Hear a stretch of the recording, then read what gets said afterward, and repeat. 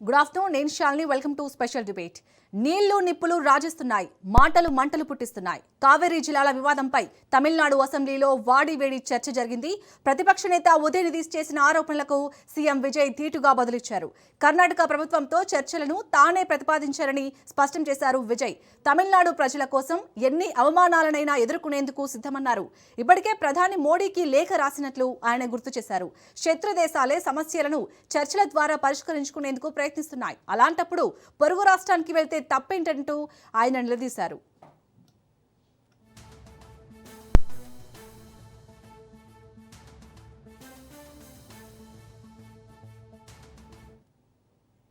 కర్ణాటక, తమిళనాడు, కేరళ, పుదుచ్చేరి రాష్ట్రాల మధ్య దశాబ్దాలుగా నడుస్తోంది కావేరీ జల జగడం. 19వ శతాబ్దంలో మైసూర్ ప్రావిన్స్ కావేరీపై ఆనకట్ట నిర్మించి నీటిని ఆపాలని ప్రణాళిక వేసింది. దాన్ని మద్రాసు ప్రెసిడెన్సీ వ్యతిరేకించింది. 1892లో తొలిసారిగా 2 ప్రావిన్సుల మధ్య ఒప్పందం జరిగింది. తర్వాత 1924లో మరో ఒప్పందం కుదిరింది. అయితే కావేరీపై నిరంతరం ఆనకట్టలు నిర్మించడం ద్వారా నీటిపై కర్ణాటక పూర్తి నియంత్రణను సాధించింది. 1990లో కేంద్రం కావేరీ జలాల వివాద ట్రిబ్యునల్ ఏర్పాటు చేసింది. సుదీర్ఘ విచారణల తర్వాత 2018లో సుప్రీంకోర్టు తుది తీర్పిచ్చింది. 740 టీఎంసీల కావేరీ నీటిలో తమిళనాడుకు 404.25, కర్ణాటకకు 284.75, కేరళకు 30, పుదుచ్చేరికి 7 టీఎంసీల నీరు అందనుంది.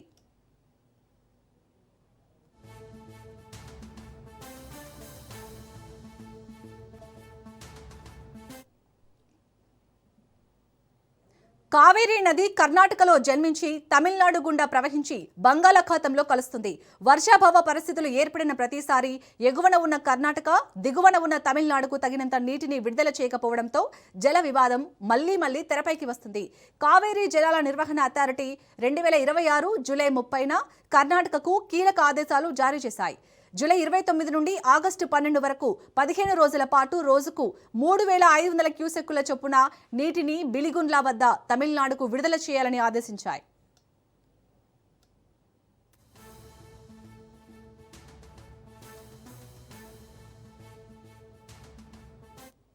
కర్ణాటకలో ఎల్నినో ప్రభావం వల్ల వర్షాలు తక్కువగా పడ్డాయని, తమకే తాగునీటి ఎద్దడి ఉందని కర్ణాటక వాదిస్తోంది.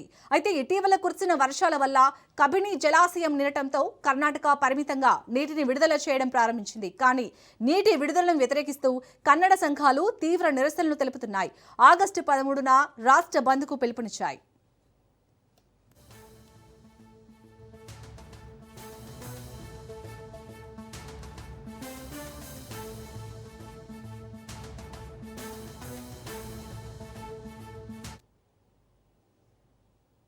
సాధారణ వర్షాలు పడినప్పుడు నీటి పంపిణీ బానే ఉంటుంది. కానీ ఋతుపవనాలు ముఖం చాటేసి కరువు లేదా వర్షాభావ పరిస్థితులు ఏర్పడినప్పుడు అందుబాటులో ఉన్న తక్కువ నీటిని 2 రాష్ట్రాలు ఏ నిష్పత్తిలో పంచుకోవాలనే దానిపై స్పష్టమైన శాస్త్రీయమైన ఫార్ములా ఇంకా కుదరలేదు. కావేరీ జలాల భాగస్వామ్య ఫార్ములాలో తమిళనాడుకు ఎక్కువ నీరివ్వగా కర్ణాటకకు తక్కువ ఇచ్చారనే వాదనలు కూడా ఉన్నాయి.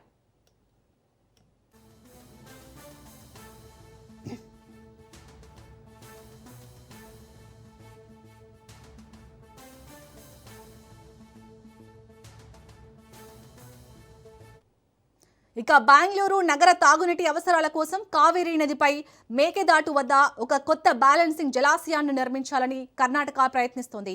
అయితే ఈ ప్రాజెక్టు కడితే తమకు వచ్చే నీటి ప్రవాహం మరింత తగ్గిపోతుందని తమిళనాడు తీవ్రంగా వ్యతిరేకిస్తోంది.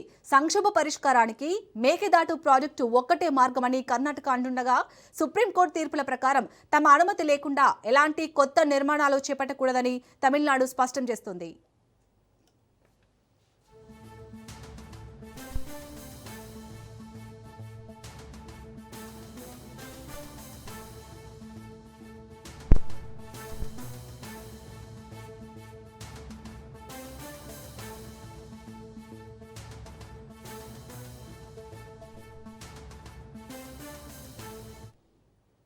నిజానికి దక్షిణాన పశ్చిమ కనుమలలో బ్రహ్మగిరి పర్వతం నుంచి పుట్టిన కావేరీ నది 3 రాష్ట్రాలు కర్ణాటక, తమిళనాడు, కేరళతో పాటు పుదుచ్చేరి కేంద్ర పాలిత ప్రాంతం గుండా ప్రవహించి బంగాళాఖాతంలో కలుస్తుంది.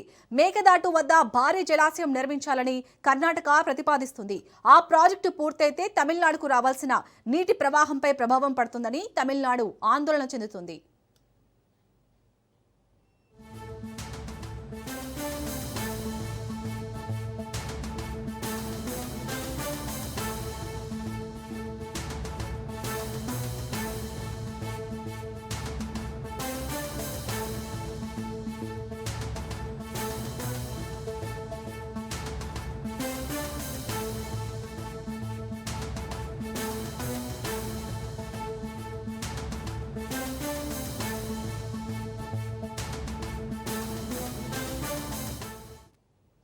నీళ్లు నిప్పులు రాజేస్తున్నాయి, మాటలు మంటలు పుట్టిస్తున్నాయి. కావేరీ జలాల వివాదంపై తమిళనాడు అసెంబ్లీలో వాడివేడి చర్చ జరిగింది. ప్రతిపక్ష నేత ఉదయనిధి చేసిన ఆరోపణలకు సీఎం విజయ్ ధీటుగా బదులిచ్చారు. కర్ణాటక ప్రభుత్వంతో చర్చలను తానే ప్రతిపాదించారని స్పష్టం చేశారు విజయ్. తమిళనాడు ప్రజల కోసం ఎన్ని అవమానాలైనా ఎదుర్కొనేందుకు సిద్ధమన్నారు. ఇప్పటికే ప్రధాని మోడీకి లేఖ రాసినట్లు ఆయన గుర్తు చేశారు. శత్రు దేశాలే సమస్యలను చర్చల ద్వారా పరిష్కరించేందుకు ప్రయత్నిస్తున్నాయి. అలాంటప్పుడు పొరుగు రాష్ట్రానికి వెళ్తే తప్పేంటి అంటూ ఆయన నిలదీశారు.